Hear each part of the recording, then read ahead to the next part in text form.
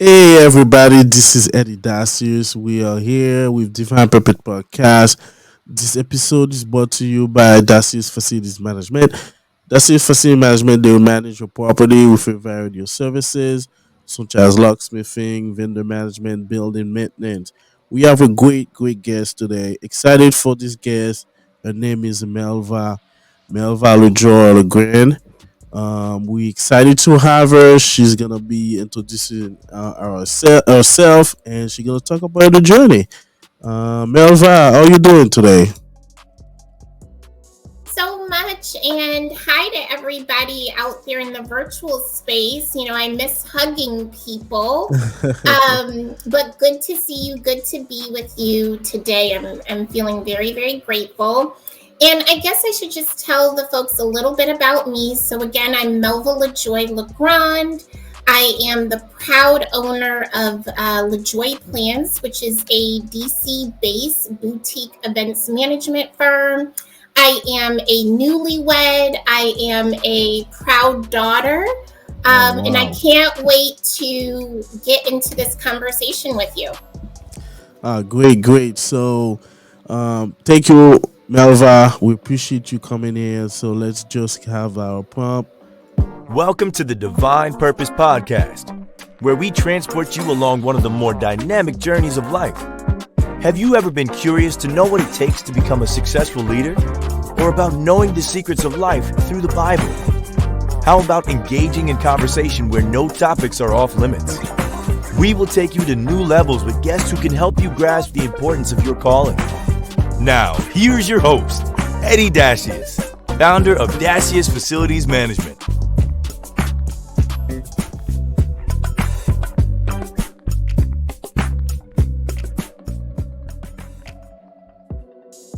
We're back with Melva LaJoy Legrand, and she's excited. We're gonna ask her a bunch of questions. So today, Uh-oh. I'm very excited today because, but one thing we like to do is to ask you, what can you tell us about yourself? Well, I think a couple of things that aren't the typical things. So I am. I'll tell the story of my name. So I have the gift of being named after my late father, Melvin. So that's the Melva. Okay. But the LaJoy is actually because my parents, who were married and together for 54 years, always wanted children, but struggled to have children. Wow. And so I'm an only child. And when I was born, my parents said that I was the love and joy of their life. So that Wow. is why I'm Melva LaJoy. And I named my business LaJoy Plans Okay. because it's the love and joy of my professional life. Wow. That's a great story. Great story. And so, what else can you tell us about you? Any childhood memory, favorite childhood memory? Oh my goodness, there are so many, but one of the things that stands out to me is my dad was actually my first love. And Okay. so my dad took me on my first official date, if we can call it that. And he was a very chivalrous individual. He got my door, he did all of the things, and really gave me the gift of understanding the standard that I should allow as a woman. Now, I made different choices, as women and people often do, but that was such a beautiful moment to be on a date with my dad. That stands out as a fond memory. And then the second one, I would be remiss if I didn't say that a lot of people used to call me Little Joyce. My mother's name is Joyce. And my mother was very active in different political organizations. And so I have a lot of memories being dressed as her mini me. Now, as a kid, I hated it. I would make that Yeah. face, but just watching my mother, just watching so many beautiful, strong Black women take up space in a room, Wow. I didn't know what I was seeing until later in life. Now I got it. Does that make sense? Nah, perfect sense, perfect sense. But I will go to, what are the three most challenging event in your life, and how do they challenge you? Sure. I'm going to do excellent question. 3 phases of life, because I don't know who I'm talking to. So, the young Melva LaJoy, her challenge absolutely was getting comfortable in her skin. Wow. And I mean that sincerely. So anybody who sees pictures of me when I was a kid, they'll notice that I was bald. There's nothing wrong with being bald as a young person, but I was bald because I would pull my hair out because I was frustrated that I didn't have good hair.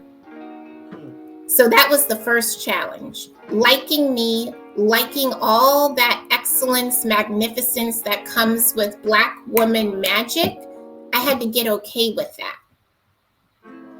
The second challenge I would say in young, let's say young adult life, was not being so beholden to the life that I thought I was owed. Here's what I believe as a woman of faith. I believe that as long as we have life, that for me, God has a purpose for me. Wow. And so I shouldn't worry about if I'm married at the right age or if I'm this or that, because as long as I'm breathing, there is an assignment that I have to do. I am called to do something. So that was the second one. And then the third challenge, I would say at this stage in life, is getting comfortable with this phrase that I think my grandmother said to me. And she said, once an adult, twice a child. And I didn't get it until my father got dementia. And that the cycle of life, things shift. And so for those that I'm talking to who are in a season where your parents aren't well, things are different, that is actually part of the cycle of life because they cared for us. And the greatest gift you can give, and we all know honor our parents, the greatest gift you can give is to care for them. Wow. That's so powerful. So far. Wow, but I will challenge you on this, because fulfill your purpose, it's very important, because if you don't do it, you're not gonna get to the next level. But what was the process for you accepting who you are? The process was, I don't have the story that says, "Ooh, it was easy and I just read this book." No. I made a lot of mistakes. I had to be humbled. I am still learning. So the process was not easy. And I don't think life should be easy per se. But everything that I've gone through, I'm in a season where I realized it was necessary. I couldn't be the wife that I am today. I couldn't be the friend that I am today if I didn't make those mistakes. So I can look at moments where I aligned myself with external validation, or I aligned myself with people who really shouldn't have been in my life, and say thank you, because now I have so much gratitude for where I am now. Like I've learned the lesson, and I'm still learning the lesson. No, thank you. So my next question would be, what is the most important lesson you ever learned over your career, and what can you advise our listeners to? Oh, so many things, but I would say be humble enough to have an appetite to learn and a spirit for doing the things that make you uncomfortable. And so that looks like, so depending on where you are in your career, I don't know where everybody is, but wherever you are, get a mentor, get into a professional club, create an advisory group around you, because in order to evolve, you have to constantly be learning. I don't know it all. And guess what? I shouldn't. There is somebody out there who should be able to teach me. And I need to be open enough to say, hey, I don't know that thing, or hey, I need help. And I think sometimes we're not successful in our careers because we're trying to trudge all along and we're trying to show that we've got it all together. Here's the message. Let me get real close. Nobody has it all together. Hmm. We're Wow. all doing the best we can with the resources we have. So why not open your heart and open your mind to learning new things and learning from different people? You said it well. You said it really well, and I like what I'm hearing. So, so what was your dream job in high? So, I like to ask that question in three level: high school, college, and then now. What was your dream job? My dream job, do not laugh, and I'm glad I can't see your face right now. I wanted to be an Egyptologist. That is a thing. Thank you Yeah. very much. Thank you to all of you listeners. So much so that I had, the hieroglyphs. I didn't know what I was doing, but I just thought that was so fascinating to be an archaeologist. That was in high school, and I was on the path. I wasn't really on the path. In college, so I have degrees that have nothing to do with what I'm doing now. Yeah. But I thought I would be an academic, and I did that for some time. And the reason why I thought I would be an academic is my mother, who's my forever icon, was an Yep. educator. And so I was like, well, what's better than just being a replica of her? Like, Yeah. nailed it. Well, that wasn't the life I was supposed to have. Yeah. And at this phase in my life, I look at work differently. So I think I'm absolutely where I'm supposed to be. But for me, the real work is bringing others along. Yes. So I want to be able to provide for myself and my family. But what is so important to me is to use the work that I'm doing to Yeah. help my mentees, to help others who want to be in leadership positions. That's the work. I want to do the work of, I don't know, this sounds hokey, but I want to make the place that we're in better, even if I'm not around to see it. Oh, wow. So, what was the best compliment you ever gotten? The best compliment I've ever gotten, I don't know if it's ever, but the most recent is that who I am on social media, and I'm not great on social media, and who you meet in person is the same person. Ooh. And I said, I didn't know that was a compliment until I learned a little bit more about social media, but I like that I am who I am.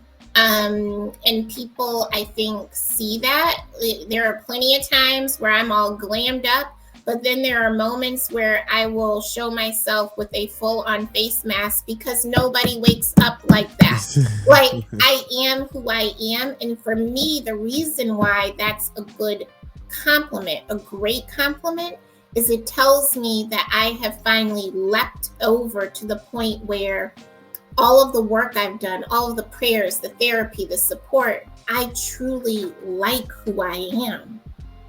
Wow. So I don't have to pretend for anybody. And by the way, I'm not interested. I couldn't keep it up if I wanted to.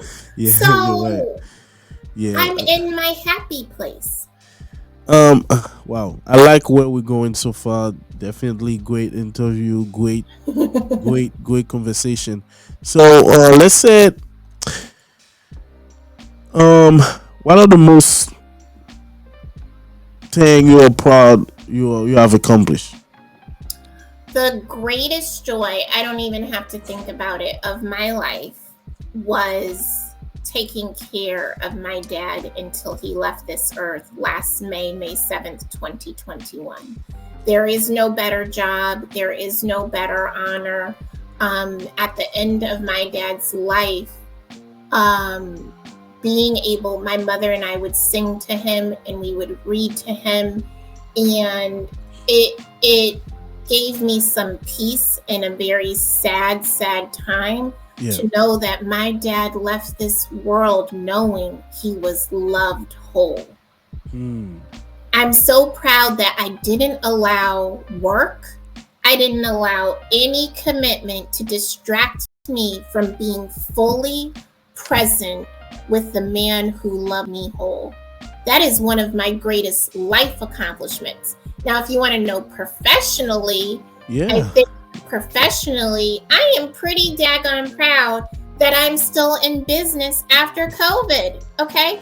Yeah. Like, I know there are a lot of business owners with a lot of success stories, and I am grateful for the success I've had, but in 2020, I almost lost it all, like down to zero. Like, we're seeing red.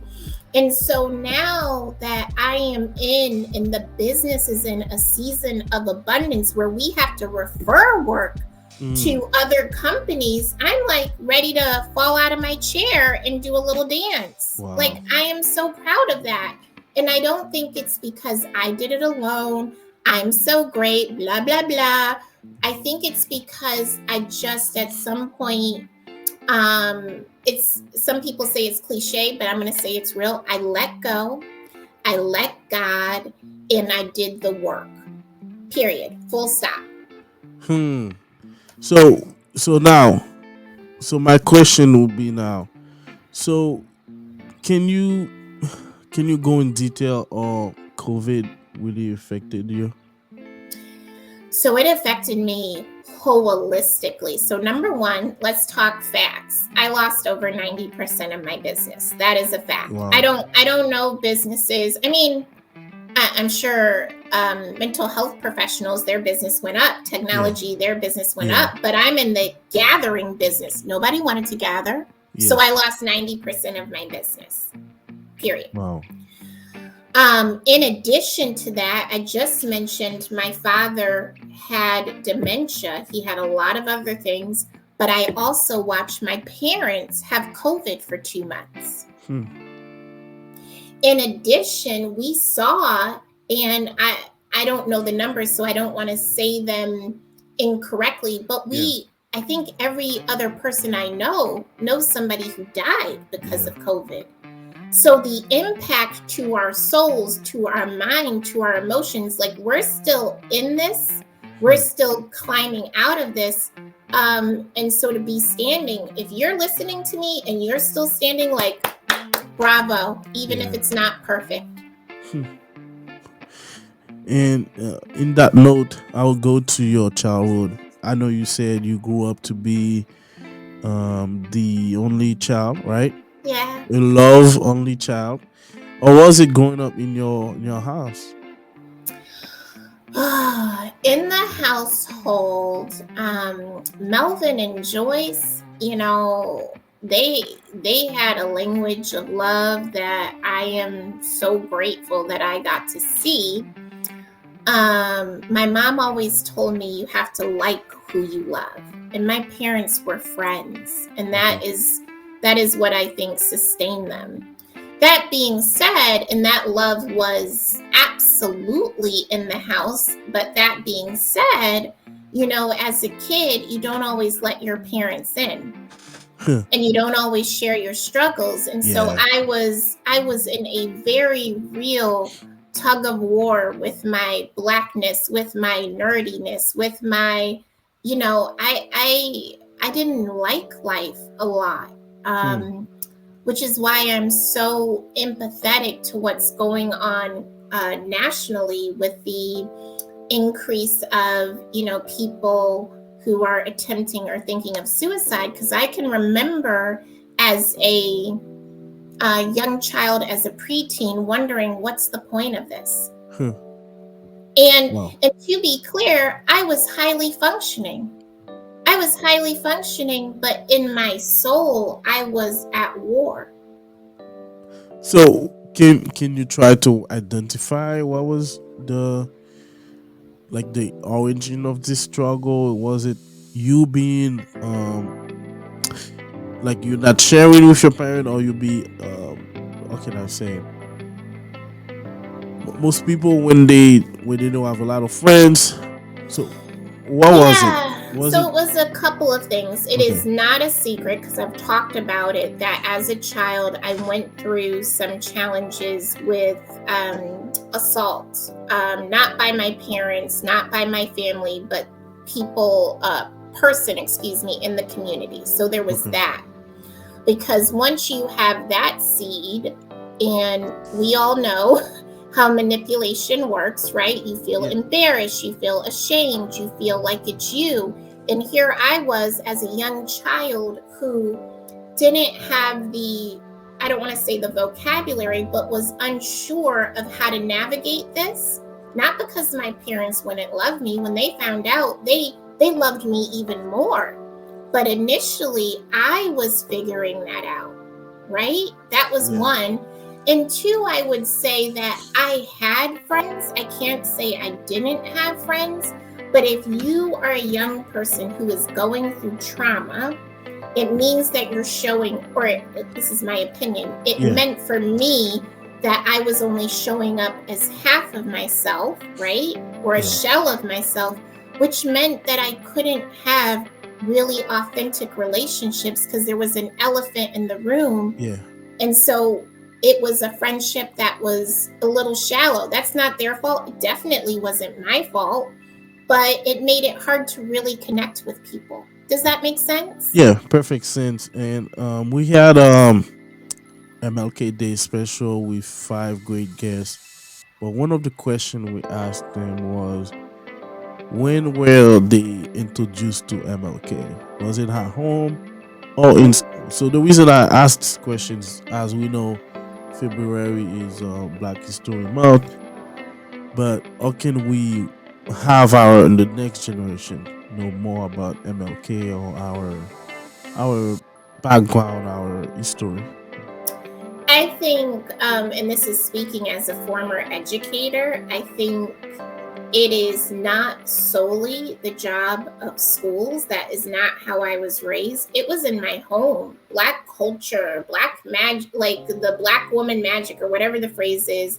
I mean, I had a mother who would take the books and color the characters brown. If it was a good book, you know. So Sally was now Sasha, and Sasha looked like me, or whatever. And I had parents who had their own stories of growing up in segregation. My parents were originally from South Carolina. My great grandmother on my dad's side was a field slave. And so this notion of slavery, equality, what it means to be brown, like colorism, all of those things were a part of the conversation at the dinner table. So I think the challenge for the next generation is our dinner tables look different. Some of our families are fractured. And now you have to add what's happening in certain schools where a minimized version of slavery or whatever wants to be taught, but we don't want to teach truth, right? And so I feel for parents, but I think if we want to plant seeds of our history, our culture, all of the things that make Black humans magnificent, we need to do it all the time. Movies, books, songs, because our culture is so, oh my God, it's so dynamic. And I think the world, Rihanna just said this, so this is not me. She said the world's just going to have to deal with it. You're right. You're right. And I agree with you. So now we have our interview with Melva LaJoy Legrand. She's here. She's talking about her background, her childhood, and we have more with her. So the next question will be, what do people misunderstood about you the most? I think most people misunderstand that or think that my life was easy because I show up with a lot of joy. I think most people think, well, of course, why wouldn't she be happy because she has this and blah, blah, blah, blah, blah, right? Where they get it wrong is I had joy before I got the stuff. The stuff doesn't equal joy. You got to have joy. Because here's the thing. If I lost it all, that's the real test. And by the way, I have lost it all more than once. Would you still have joy? I would. I'm not beholden to, I am thankful for my home. I like nice clothes. I love my husband. I love my mom. All of those things. But that is not, the things aren't what sustain me. Yeah. I'm built in something stronger. So let's quick go on what are your value. So what things you value the most? At a premium, I value family over everything. I will pick my family, my chosen family, because it's expanded quicker than you can say, like quicker than anything. I value my family. The second thing I value and will not compromise is my, I'm going to say my joy/peace. So here's the thing. You want to be successful. We're talking about success. One of the greatest ways to be successful is to not give your power over to people or things that are not deserving. Wow. That's why I don't have that stress. And the stress I do have, because I want to be clear, I do have stress. I chose that stress.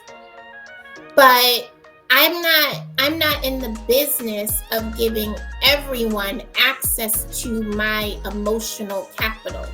And because of that, I sleep good at night. No, that's that's the best thing you can have. So let's go back a little bit on you just graduate high school and you're ready for college. What was the process? Well, this is a shout out to HU, my undergraduate home, the illustrious, the only HU, Howard University.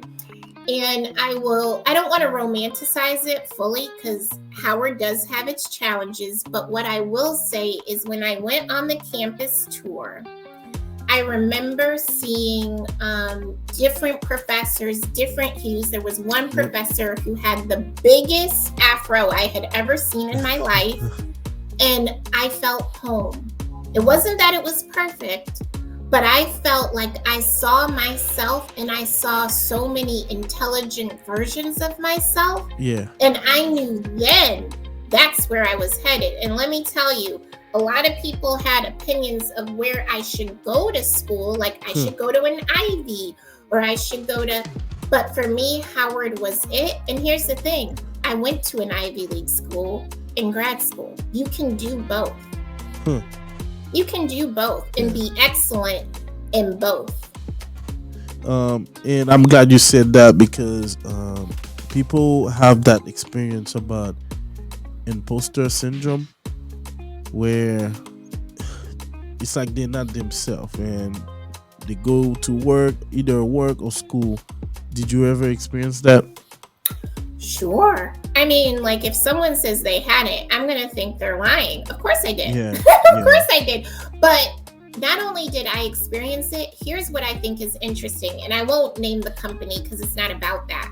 But I had this job early in my career and it wasn't really working out. Like the supervisor and I didn't get along. Okay. And I've always been a bold, boisterous personality in attire and in jewelry.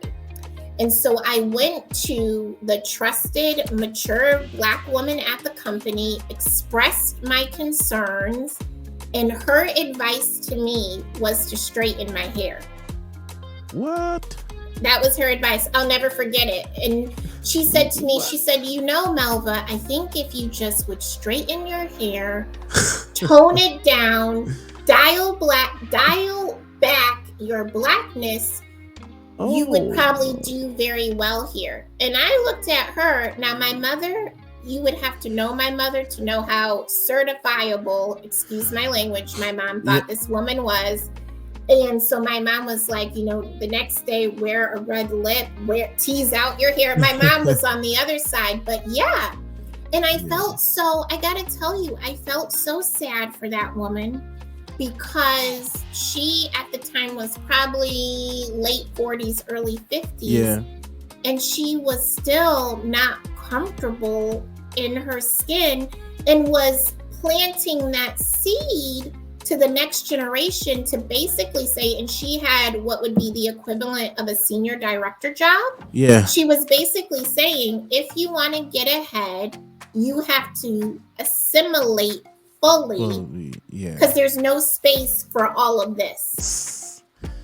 Wow, I'm seeing a trend. I think professional air on LinkedIn, where people are posting, like, especially black women posting about the air to go to work, and I think it's great. But my experience with that was, I had a job, interview job in Boston, great company. I don't want to say the name either, but in that interview, I was telling her that, I said, at the end of the day, we all human. And she was shocked. I said that. I think she was on belief that I don't know. And then I see she was so surprised to see me saying we all human, and she didn't believe it. So after the interview, I caught her talking to another coworker saying what I was saying. So I understand that, and at the end of the day, we all, and like you said, Rihanna said, they gotta deal with it now. They better deal with it now. So let's go with college. First job now. You're on your journey to start your own business. What was the process? How did you get to it? So, LaJoy Plans, the business, has existed in a variety of forms. All right. And how it started was, I was working at another company that has since closed, and they were going through transition. And so writing was on the wall that I'm not going to have a job. So I better figure this out. And so I talked to another colleague and I said, I think what we do, she was in marketing, I had the logistics and the education background. I said, what if we called companies, this is when you would call companies, and said, hey, let us look at your program. We could design it, we can run it, blah, blah, blah, blah, blah. And so I want to be clear that this business was birthed out of an old school method called cold calling. Okay. And I can't even tell you how many companies we called until finally an association took a meeting with me. This was when you had the big portfolios. Yep. I had no idea what I was doing, but I remember going into the boardroom and thinking, I can't screw this up. And you know what you know. And so by the end of the meeting, and without saying the company, this was a predominantly, there was no diversity, let's say it that way. So I show up, fully me, and at the end of the meeting, that particular woman gave me a shot. And that one contract turned into a 3-year commitment. Wow. And she also recruited other people for me. And that's how it started. And that's how it's persisted. You know, if people look us up, I think we have a beautiful website now, but we didn't always have a website. I don't have a gazillion followers and all of that stuff. But what I do have is a work ethic that won't quit. I have a reputation. Last week, we gained, I want to say, 2 more clients. It wasn't because of Instagram. It wasn't because of LinkedIn. It was because of referrals. And that is how the business started. Because look, you can have a beautiful website, and you probably should. And you should have a beautiful Instagram. But there is no replacement. Eventually, you got to do the work. Yes. And I'm a Black woman. So not only do I have to do the work, I have to do the work as a baseline and then some. Above, yeah. Otherwise, I don't work. Yeah, go the extra miles. Yeah, definitely. You're right. So now, but do you think, what can I say? So how much can you put in a level of confidence, or percentage? What was your level of confidence and audacity when you were because I know you need to take risks. I'm a business owner. You have to do it. You have to do it. Definitely. Sometimes you don't have any clue what you're gonna say, but you have to show up and mean business and to get or to land the contract. You mean then, or do you mean now? No, then like I would say then, on a scale to 1 to 10, I was probably at a 5, 6, right? Like, I knew I had to do it. I was kind of like, I was definitely sweating, like it wasn't all together. Now I'm at a gazillion because I firmly believe in who I am, whose I am, and I know the work comes. I know if I work, it comes. Yeah. I've seen it too many times. But then I was like, oh, yeah, sure, I can do this. And here's my PowerPoint. And yeah. Mm-hmm. No, definitely. So, did you always wanted to be an event expert? I didn't always want to be an event expert. But what I will say, because that came later, but what I will say is I knew that whatever industry I would enter into, I knew that I wanted to be, to have like high expertise, that I wanted to be someone that people said, she takes this body of work seriously. She is someone who never stops learning. Like, I wanted to have expertise.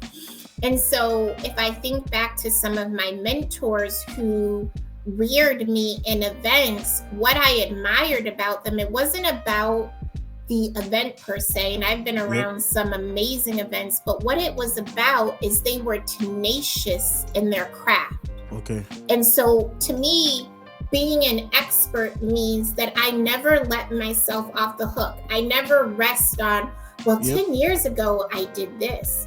I am tenacious in my craft. I study it. And so, yeah, I'm now, absolutely, that's who I want to be hopefully known as. And I want to be clear that an event expert is not someone who does events perfectly, but it is someone who has a body of work, who is always striving for more, and is tenacious in pursuit of their area of expertise. That's who we are. So let's talk about who has been your most important professional mentor. I can't pick just one, so I'm gonna have to do 3, and they would be embarrassed. So I'm gonna say Miss Kim. She'll know who she is. Miss Donna and Dr. Erica. 3, and they are all Black women at different phases in my life. Miss Kim I met at Howard, and she's a legend. And and what is so fascinating about her is she is I'm sorry, Miss Kim, maybe 4'8". But she showed me how it wasn't about your stature, it's about your skill. And it's about your communication, and it's about how you can build consensus. She was masterful at that. Miss Donna was the individual I met. I had a job, and I say that loosely. I was essentially her assistant for an event at the old convention center, old DC. And she was the one who taught me the sink or swim. So she left me in the middle of a very big event and told me to figure it out. And that was a defining moment in my career. And the reason why that was such a gift is because until she left me, and by the way, she was looking at me from the press box, and I didn't know that until years later, I never would have bet on me in the same way. And so what it taught me was that I had been seeing her, I had been taking notes, like I had it, but if she didn't give me the push, I never would have leapt to that next phase. Yeah. And then Dr. Erica, I met more recently in the past 10 years, and she is graceful leadership defined. She's taught me the importance of tone. So I can be a very short writer, like literally it's horrible. I'm still not where I want to be with that. Yeah. But she taught me how you can lead with warmth. I was never a yeller. I don't curse. I'm not that person. Yeah. But you can lead and you can be stern and a woman and be warm and be taken seriously. Wow. And she also, because she was an editor, I can definitely say, because I've become a better writer, she humbled and refined my writing where now I like to write. And I am more thoughtful in how I write. Those would be the three. Wow, great things happening here today. Divine Purpose Podcast with Melva LaJoy Legrand. So let's go back to what's your dream job? What was your dream job? So I know we talk about high school, but we never you never given an answer for why now. Is it a dream job or is it a dream event you would like to manage? Oh my goodness, I have one for you, and it's so sad, this story, but it's a true one. So my dream event, I hope someone put this out there, is the Grammys. It's my dream event. And years ago, I can't even remember when, I had a chance, well, I do remember when, I had a chance to like work a very small job connected to the Grammys. And wait for this, I gave it up for a guy. Okay. If I can help any human, don't give it up for someone you're not really into. I gave it up for a guy. Wow. And so now I am putting out there that I want to get it back. It still hasn't come back. But I would love to work. I mean, I would do anything. Well, let me be clear. Not anything. But the Grammys. Yes. One. And then the second thing is Miss Viola Davis, wherever you are. Your next premiere, I don't know, your housewarming, anniversary event with your loving husband, please call me. I am going on the record. I will do it for free just to hug you and to say thank you for being such an amazing representation of excellence once we get access. Wow. Those are the two. Well said. Well said. So now it's time for hot topics. So hot topic, boy. It's a segment where we talk about question people don't have a chance to ask. So let's go with hot topic now.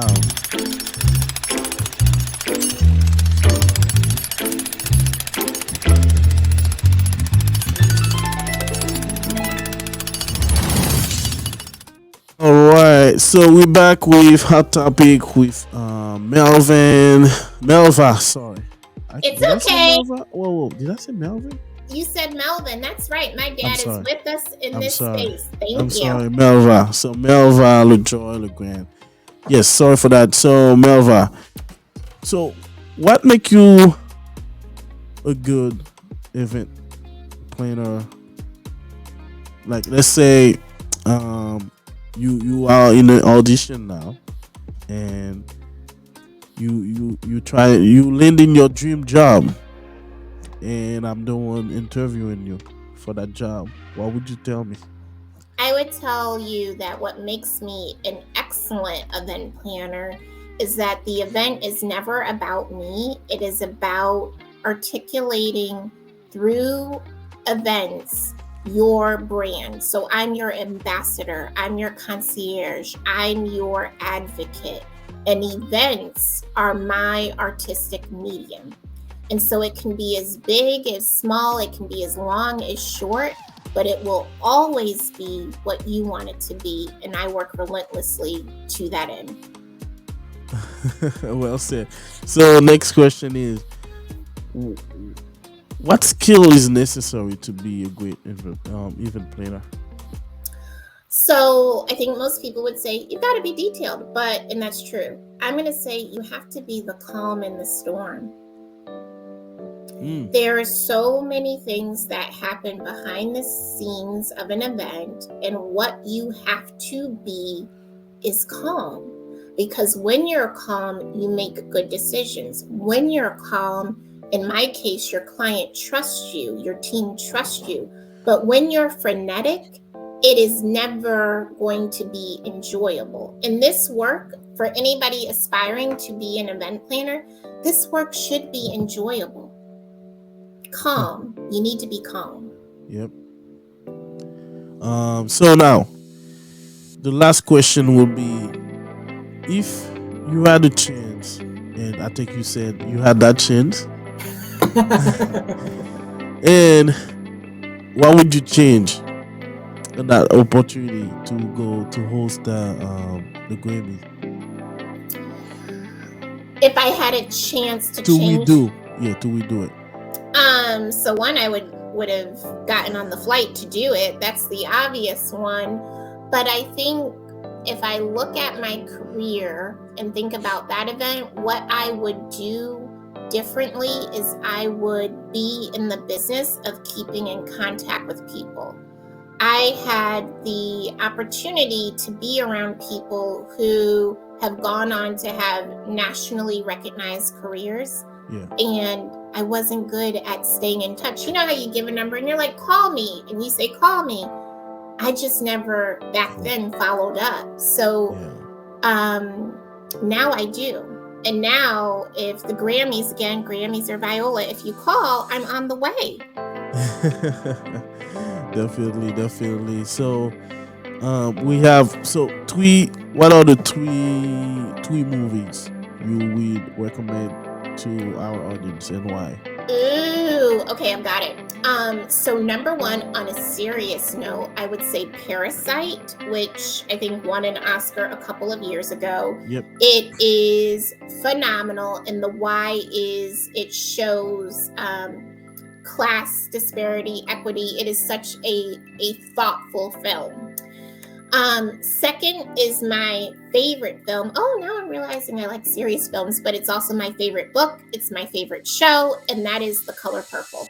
I think it is such a beautifully written. It is one of the few movies where the book and movie live up to the expectation equally. Okay. Yeah.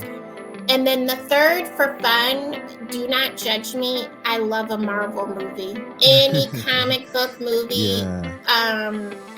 I have that kid spirit, so that's what I would say. Just pick a Marvel.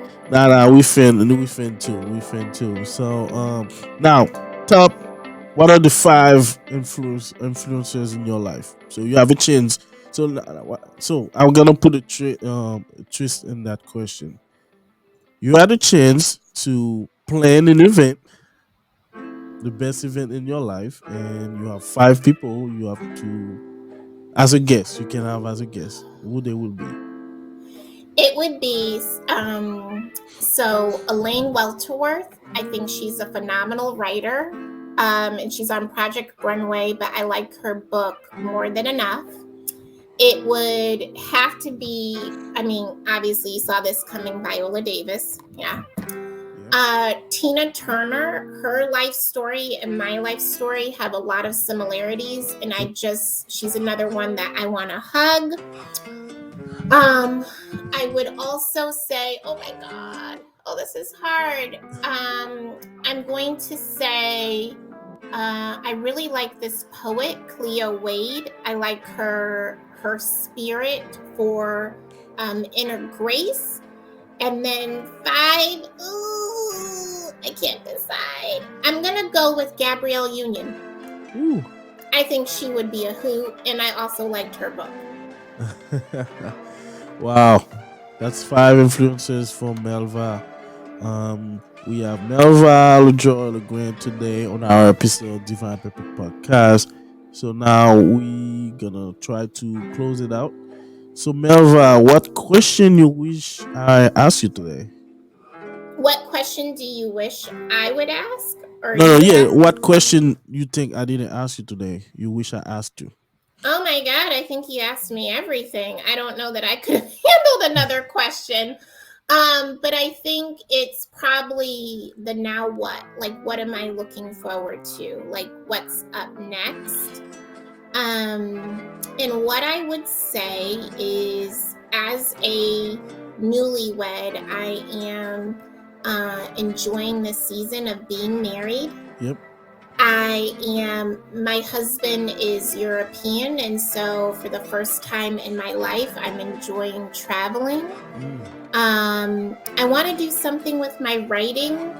I want to show up for people who look like me and people who've had experiences like mine. And I want to be a servant and a pretty fantastic business owner. And if I can do all of that, life is good. And if I do half of it, life is still good. So, best event and worst event. God. Best event, I'm going to say the event that I'm planning right now, because it means that I'm still going. So that's always going to be the best event. And I can't say that there was a worst event, but what I will say is the events that have been the hardest have been the ones where and this was in my business, where I was on the sidelines, like learning, like in a lower role. And I would see people come out of their character and be unkind to banquet servers or housekeepers because there was a mistake. And for me, those are the hardest events, because I know that nothing should be that catastrophic to take you out of who you are. I would say that. In any event, just as a general rule, any event that has bad food, to me, I like to eat too much to have bad food. So now, it's kind of a personal question, but did you plan your wedding? Oh my gosh, yes I did. But I had the foresight, and I'm pretty proud of it. So my husband and I got married during COVID, which meant we could only have 10 guests in the district. Yep. What I am proud of, outside of the fact that it was featured in magazines, is that on the actual wedding day, my team, Samantha Moore and Morgan Harrison, actually executed the day. So I let go. I planned it up until that point. And then that day I was in the wedding, because that was my moment. And I can't even tell you, it's funny, there were vendors that were there and they were like, oh, I saw you at your wedding. And I can't even tell you that they were there, because all I saw was him. Yeah, definitely. So I wouldn't be fair for me to not ask about your team. I've been in touch with Catherine and Jess. Can you tell me about them? Yeah, so Catherine and Jess are from Woke Media, and they do an exquisite job of managing the public relations and speaking engagements that I do as an individual, but also as a representative of LaJoy Plans. But my larger team for the events management company are Samantha Moore, Morgan Harrison, James E. Sims Jr., and Diana Liu are the ones that make the event magic happen for our clients. And thankfully, all I have to do is just show up. I'm kidding, but no one does quality work, or it is very hard to do quality work alone. And so I'm so thankful for everybody on the team. We had Corey Lucy Simeon already. You know her, Corey Lucy. Yeah, she did a podcast with us. But we always ask our guests to refer us somebody they think might be a good guest in our podcast. Who would you introduce us to? Oh my goodness, there are so many. So I kind of feel like I want to send you an email. So let me send you an email so you have a list, because I don't want to just name one person and leave others out. Oh, definitely. Last word for you, Melva. Yes, my last word is this, and I wrote about this on Instagram. I said to a girlfriend last night that maybe the posture we should take is enjoying the win of the moment. Even if the moment is 5 seconds, 1 second, like collect that win, have it in your mental Rolodex, because when life inevitably gets hard, you're going to need to refer back to all of those wins, all of the highs, all of the times you laughed uncontrollably, to know that as long as you have breath, you're winning. Wow, well said. Thank you, Melva LaJoy Legrand. Thank you. This is Eddy Dacius on Divine Purpose Podcast. We're very excited to have Melva with us today, and she did a great job. Please subscribe to our channel, Divine Purpose Podcast. Melva, thank you. That was a great interview. I really appreciate it. Really enjoyed it. Learned a lot about you, and I wish you success on your event. Hopefully, your wish come true. All right. I received that. You've been a wonderful host. Thank you so much. Thank you. All right. See you guys. Bye. Bye.